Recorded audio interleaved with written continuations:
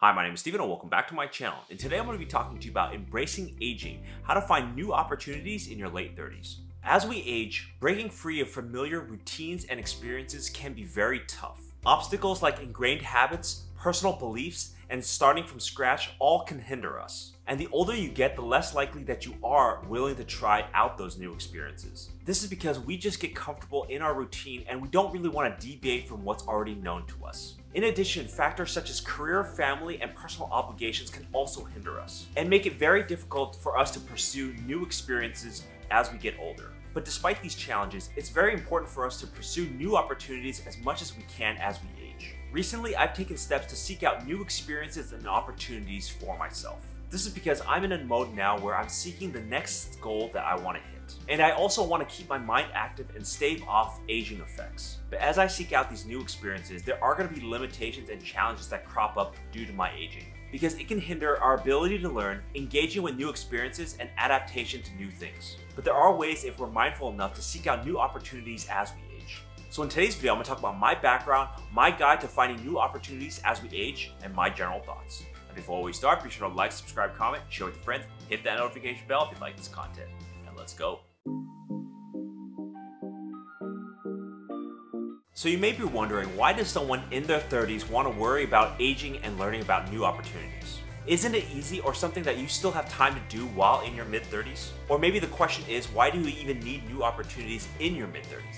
At 35, I'm now starting to feel my age, and it hasn't been a pleasant experience for me. Overall, I felt more fatigue, less flexibility, and less sharpness than I was 10 years ago. This means that if I extrapolate that into my future, I'll be less capable as I age. And this can put a cap on what my mind and body can endure during that aging process. For me personally, I want to do everything at least once in my life. It's about the thrill and the journey to find my life's fulfillment. So definitely as I age, I want to find new experiences that optimize my abilities to keep up with that. And the goal is to not let aging or time commitments get in the way of finding out new things. When we keep our mind and our bodies engaged as we age, we're in a much better position to find fulfillment in life. And when we keep mentally active, we allow ourselves to be adaptable to life's changing situations. If we don't embrace aging or seeking new opportunities, we can get locked in our current habits. And as we get older and less flexible or adaptable in our lives, we may come to a situation in our lives in which change has to occur rapidly.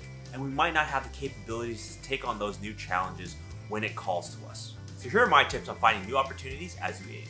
Number 1, keep alert for new challenges. The best way to look for new opportunities as you age is to be on the lookout for them. As we get older and settled into our habits, we tend not to look for new things in our lives. It can be incredibly easy to filter out things that we don't interact with on our day-to-day lives. New things that you hear about might not be something that's worth doing at that point. Our lives as we get older are more narrowed and more focused than ever before. And crucially, it weeds out more of the less important things that we have within our lives. But with active engagement and alertness, we can be more equipped to look out for new things as we age. And this would involve basically turning off that filter that you have in your daily life, so you can be better equipped to want to do new things that come up. This can be activities such as travel, fitness, or joining a new activity with a group of people. For my own personal life, ever since 2018, I've had that filter on pretty high, filtering out the less important things in my life. And for the most part, I was comfortable with my life and the things that were going on in it. Keeping alert for new opportunities was just something that I didn't have in my mind at the time. But now that I have a settled life and on the other side of the pandemic, I want something new. I want to look for that new thing that will engage my mind for the next 5 or 10 years. So I'm returning to a time where I'm turning off that filter and listening for every new opportunity that might come my way. The key is to pay attention to the things in your life as much as you can.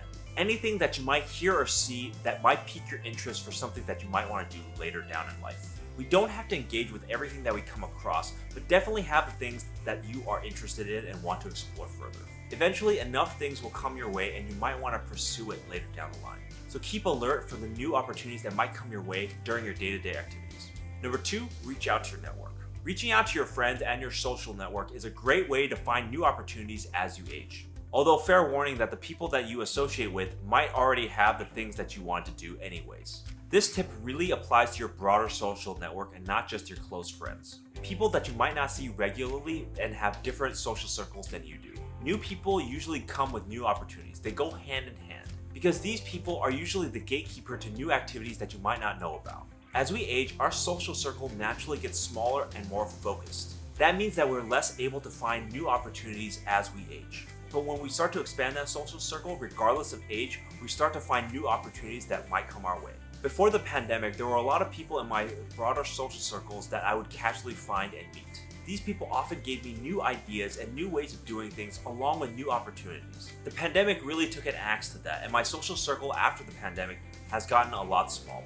Not only was it hard to keep in touch with people in my broader social circle, but it was hard to find new opportunities without them. But now that things have been opened up, my social circle has been starting to expand little by little. And I've been reaching out to my past friends more and more just to get a sense of where they're at in life. One such example of me reaching out to people are questions that I have about newborns and what to do. Most of my friends in their mid-30s have small children of their own, and it's a great resource to learn more. And in the past, I've used my network to help me with my career, hobbies, and side hustles. So I really recommend, if you want to seek new opportunities as you age, reach out to your broader social circles for those new things. Friends of friends can definitely introduce you to things that you might not know about in your life, and help you give a boost in new opportunities as you age. Number 3, uncomfortable comfort. Getting older means that we're generally more comfortable in our skins and we have certain habits. And as we get older, we gradually move away from uncomfortable situations or things that we don't want in our lives. But being in our comfort zone over a long period of time can distort our ability to handle new and uncomfortable situations. And over time, we might be disinclined to take on new challenges as they come up. So the best way to prepare your aging mind for new opportunities is to be uncomfortable, comfortable. Or more simply, to be comfortable outside of your comfort zone. For the bulk of my 20s, I was nearly always outside of my comfort zone. This was because life gave me certain opportunities that I could not say no to, and it forced my hand. I really didn't start developing a comfort zone until I got to Seattle in my late 20s. But by being outside of my comfort zone for so long, it became a habit for me. I felt comfortable during that time.